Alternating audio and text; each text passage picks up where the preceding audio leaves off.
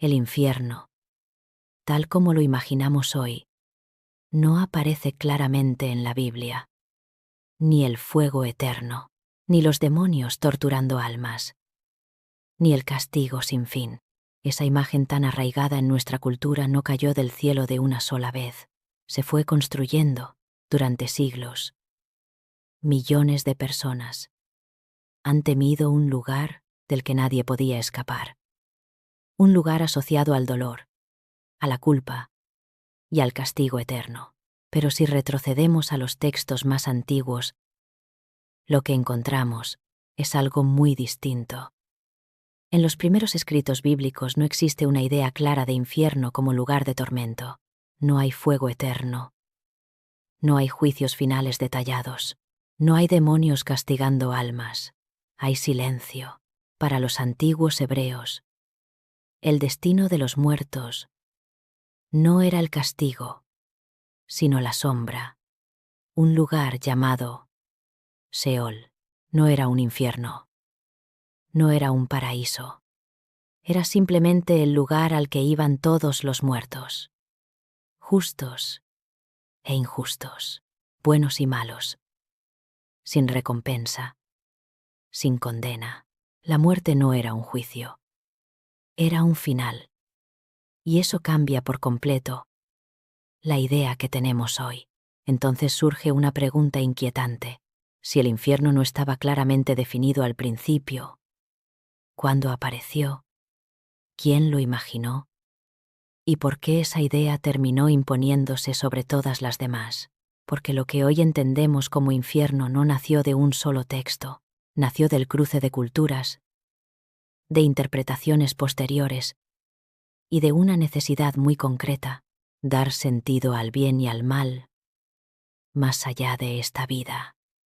Para entender el infierno, no basta con leer la Biblia, hay que mirar a otras tradiciones, a otras ideas, a otros miedos. Y hay que entender algo fundamental. El infierno no fue una revelación repentina, fue una construcción.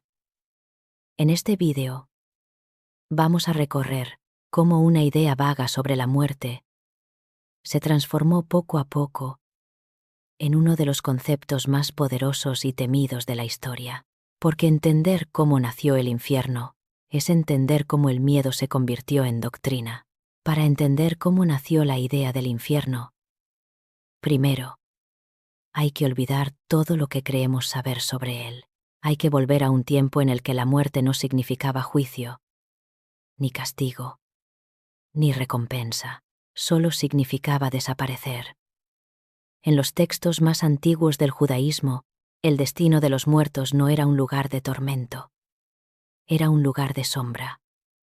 Un lugar llamado Seol. Seol no era un infierno.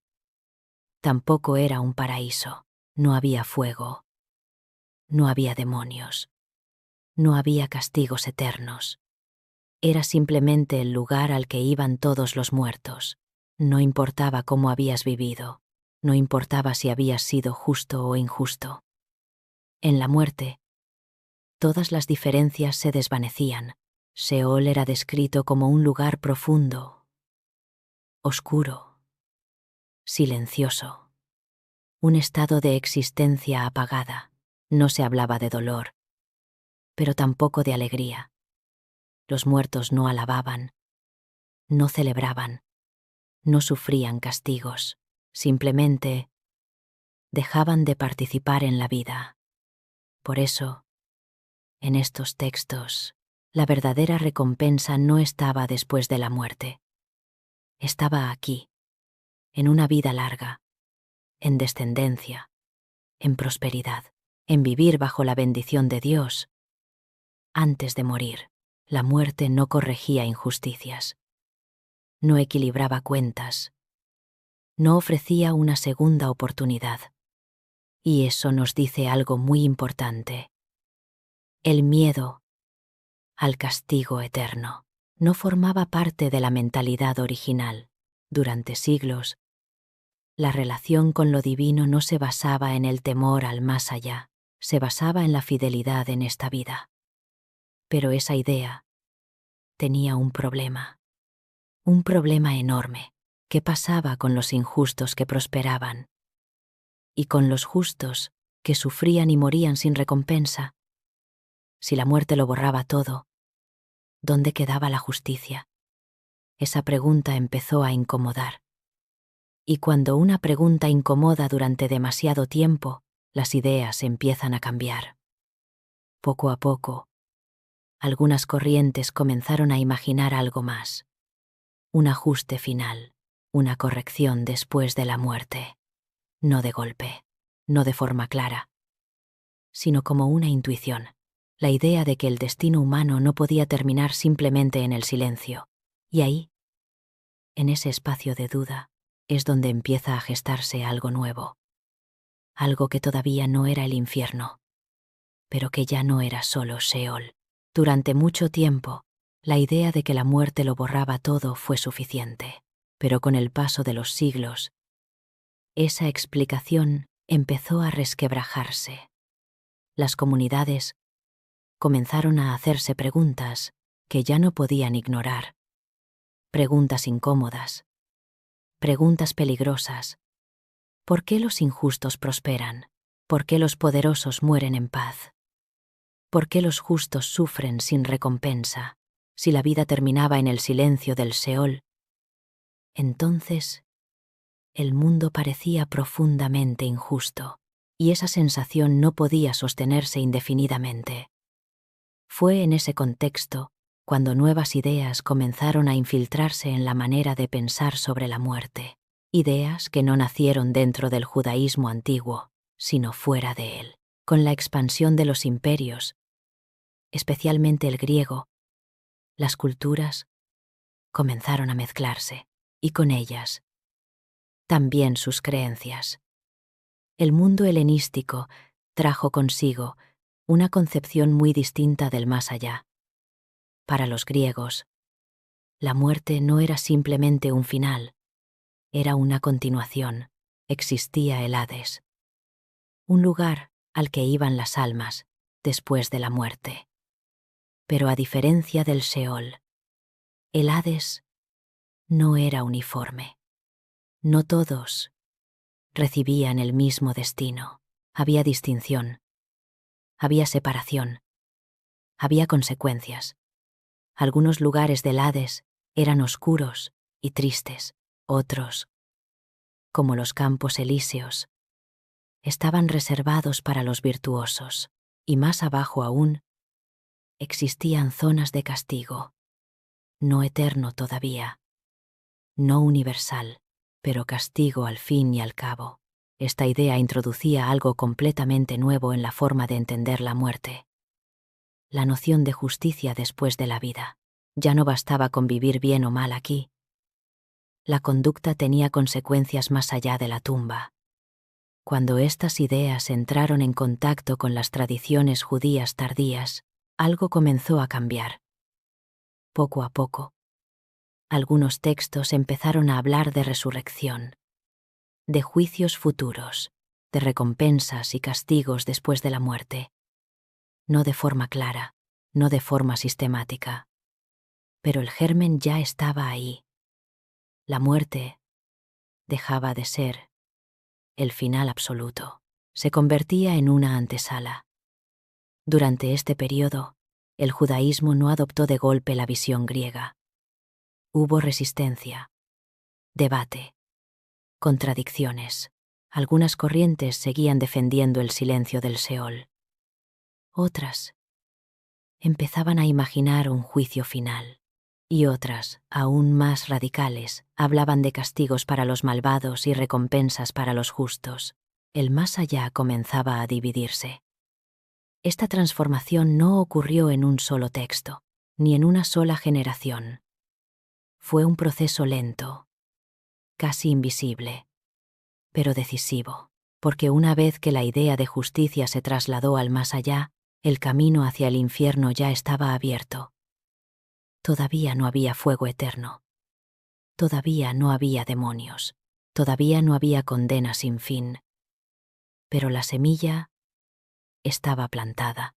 La muerte ya no era solo silencio. Era evaluación. Y cuando la muerte se convierte en juicio, el miedo comienza a ocupar un lugar central. La idea de justicia después de la muerte ya estaba en marcha. Pero todavía faltaba algo.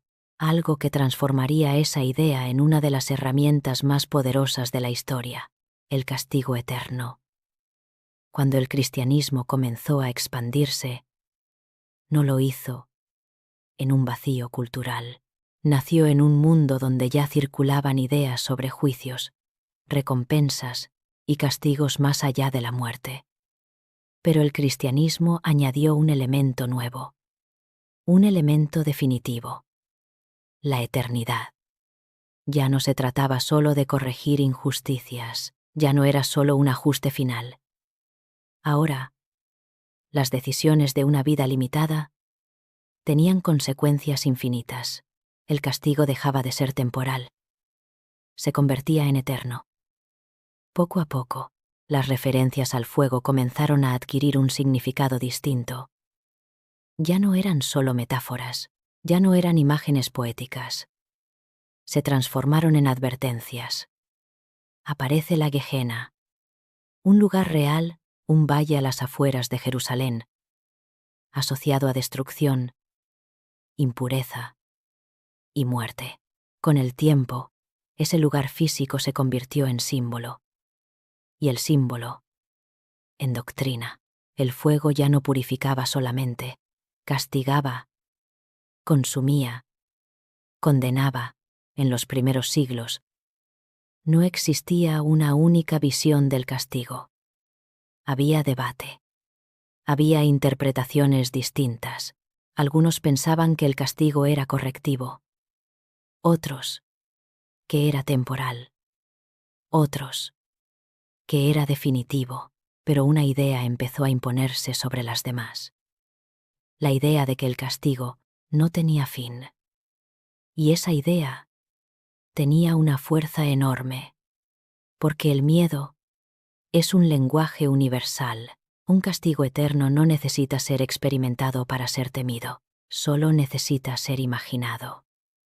Con el paso del tiempo, la imagen del infierno se volvió cada vez más concreta. Oscuridad, fuego, separación, dolor, no como una posibilidad abstracta, sino como un destino real para quienes se desviaran. Esta visión cumplía varias funciones a la vez. Daba sentido al sufrimiento, explicaba la injusticia del mundo, prometía que nada quedaría impune. Pero también tenía otro efecto. Convertía la doctrina en algo urgente. Creer ya no era solo una opción espiritual, era una necesidad. Porque equivocarse ya no significaba simplemente perderse, significaba condenarse. El infierno se convirtió así en una frontera invisible. De un lado, la salvación. Del otro, el castigo eterno. Y una vez trazada esa frontera, el control del mensaje se volvió esencial. No todas las interpretaciones podían sobrevivir. No todas las ideas podían ser aceptadas, porque cuando el castigo es eterno, la duda se vuelve peligrosa. Saber que el infierno no siempre existió no significa negar creencias ni atacar la fe. Significa entender cómo cambian las ideas con el tiempo. La imagen del infierno que hoy conocemos no apareció de golpe. Fue el resultado de siglos de preguntas, de influencias culturales y de decisiones doctrinales. Comprender ese proceso nos permite ver el pasado con más claridad y el presente con más perspectiva, porque las ideas que parecen eternas muchas veces tienen una historia. Y conocer esa historia no debilita la reflexión, la hace más profunda. El infierno, como concepto, nos habla menos del más allá y más de cómo los seres humanos han intentado explicar la justicia, el miedo y el sentido de la vida. Y entender eso no cierra preguntas, las abre.